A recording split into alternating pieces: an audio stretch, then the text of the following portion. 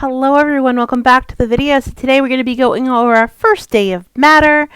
The aim is how do we identify and describe different types of matter. Your homework is just a study for your test tomorrow. That is 10/22.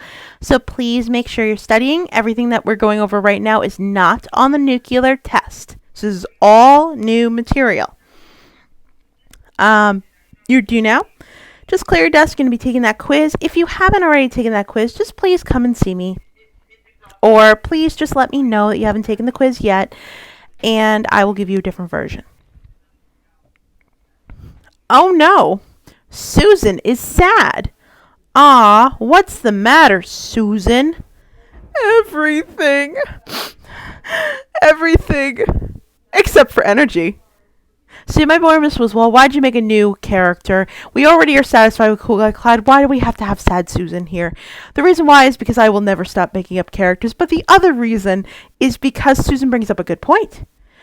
Everything is matter except for energy. Specifically, anything that has mass and volume is considered matter. So let's kind of go through this. So what is matter? Anything that I put a star next to, I do want you to add to your notes. Anything without a star, you do not. So, as I said before, matter is anything with volume and mass, which that's a great definition and all, but what is volume and what is mass? Volume is the amount of space an object takes up. So, for example, my table takes up space. Because of that, it has volume. You take up space. Because of that, you have volume.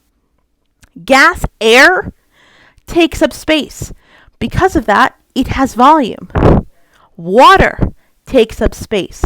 So because of that, it has volume.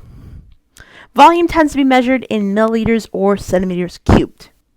As for mass, mass is just the measure of matter, which that's a little bit of a counterproductive definition because matter is anything that has volume and mass is the measure of the matter in an object, which is not the best definition, but you can think of matter similarly to how you think of weight. But they're not, but weight and matter are not the same thing. Weight and mass are not the same thing. So mass stays consistent despite gravitational forces. Meanwhile, weight is mass plus gravitational forces. It takes that into consideration. So for example, if I had 10 grams of an object on Earth, it would still be 10 grams on Mars because the mass is not affected by the gravitational pull. Meanwhile, weight, if I had something that was 100 pounds on Earth, it would weigh 37.7 pounds on Mars. Weight takes that gravitational pull into consideration. So that's why whenever you put something on the scale, I don't say, okay, what's the weight of that object? I say, what is the mass of that object? Because weight and mass, though some people use it interchangeably, mass is the correct term in chemistry and in all levels of science. So, and also mass tends to be measured in grams.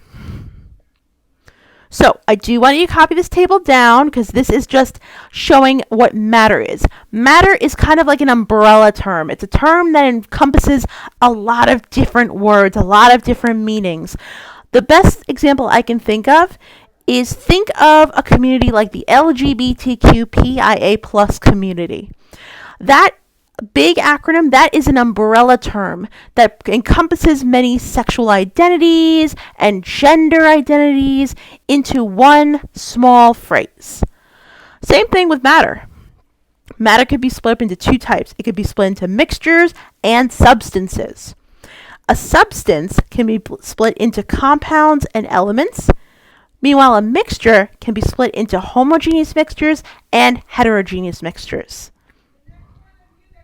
So, what is a substance exactly?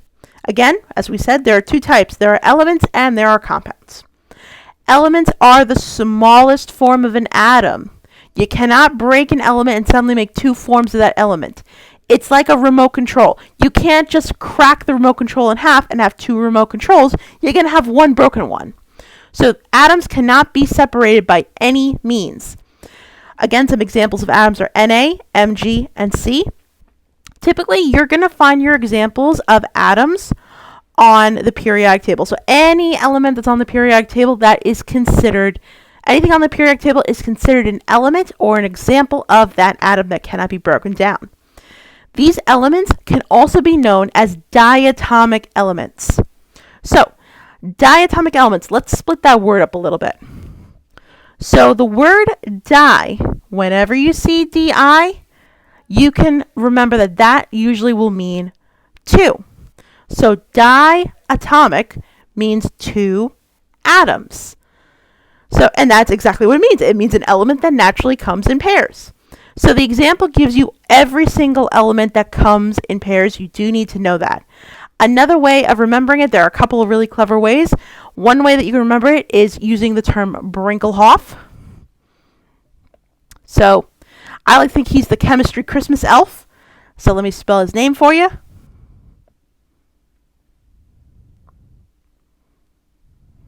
So notice that when I spell out his name, those are all of the element symbols that happen to be diatomic. So that is one way that you can determine which elements are diatomic and which ones are not. So there are a couple other ways too. You guys can look up those methods online, or you can ask me and I'll tell you during an extra help. But Brinkelhoff is one of the more common ways. Another thing you need to know are compounds. Compounds are the combination of one or more elements. So it's one thing I do want to specify, it's one or more different elements. Different elements. So, for example, because they're different, diatomic elements are considered elements. But because NaCl has an Na and a Cl, those are different, that would be considered a compound. Same thing with CO2, H2O, and HSO4. Even though there's three of them, 1, 2, 3, that is still considered a compound because if you have more than one different element in a compound, it is considered a compound. Learning check. Let's identify what each of these are, whether they're compounds or not. Ne, that's an element. MgO, compound. CaF2, compound. I2, that's a tricky one. It's a diatomic element. I'll put an E for element. Hg, element. C6H12O6, compound. Now for mixtures. There are two types of mixtures. There are heterogeneous mixtures and there are homogeneous mixtures. A heterogeneous mixture is not uniformly mixed. Pieces of the mixture can easily be picked out. There will be no additional energy to separate it. So for example, a chunky chocolate chip cookie.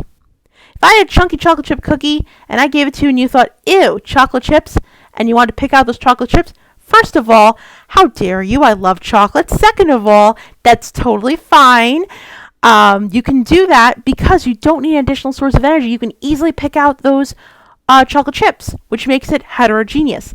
Another example is like a salad. Let's say you get a salad and you get tomatoes. You don't like tomatoes, you can easily pick them out. And again, that's heterogeneous because you don't need an outside source of energy to do that. A homogeneous mixture, on the other hand, is uniformly mixed. So that means that you can't tell the pieces apart. Like with a salad, I can separate the tomatoes from the lettuce, from all the other pieces. But a homogeneous mixture, you can't do that. It all looks uniform. It all looks like one thing. And pieces of the mixture cannot be easily picked out without an outside source of energy. So, for example, salt water. Let's say Miss Wiswell's trapped on an island. Oh no! And all I have is a cooking pot, a fireplace, like a little campfire place. I've got a rag, and I've got all the salt water I can dream of. What can I do to separate the salt from the water? How can I get drinkable water?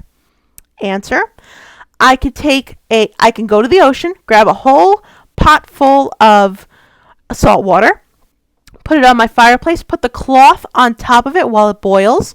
The water will evaporate, separating from the salt, and get into the cloth so that I can just wring the water in my mouth and stay hydrated.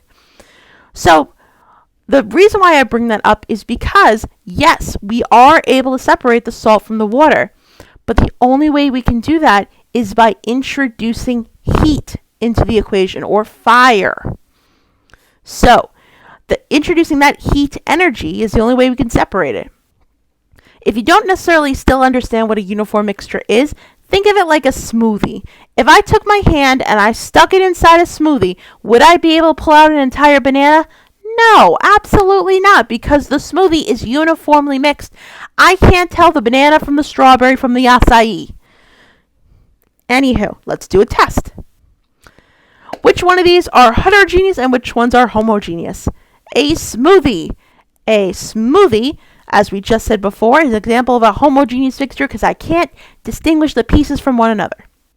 A salad, heterogeneous. We could easily pick out those tomatoes. We could easily pick out the lettuce. Chunky stew, also heterogeneous. We can easily pick out the potato, the carrots, any chunky pieces, we can pick that out. So it is a heterogeneous mixture. But sand is a tricky one. At first, you might think sand is a homogeneous mixture, which could be, but you can actually separate the salt from the sand by pouring water over it. And when you do that, the salt is going to dissolve in the water, and that will separate it from the sand. You don't need an additional source of energy to separate the salt from the sand. So that's why sand is considered a heterogeneous mixture. It's a tricky one. Alrighty. So at this point, what I'd like you to do, you're going to go to your exit ticket. Your exit ticket is different for each class. But basically, I gave you guys 3 to 4 compounds. 3 to 4 substances. And you're going to be identifying whether they're compounds or elements or diatomic elements. And that's really it. If you guys have any questions, please feel free to send me a message on Remind or shoot me an email at any point. Remember, I'm available for extra help during periods 4, 6, and 9. I'm also available after school from 3 to 7 p.m. All you got to do is message me on Remind, and I will get online for you. And as always, thank you for listening. And I hope you guys have a wonderful, wonderful day.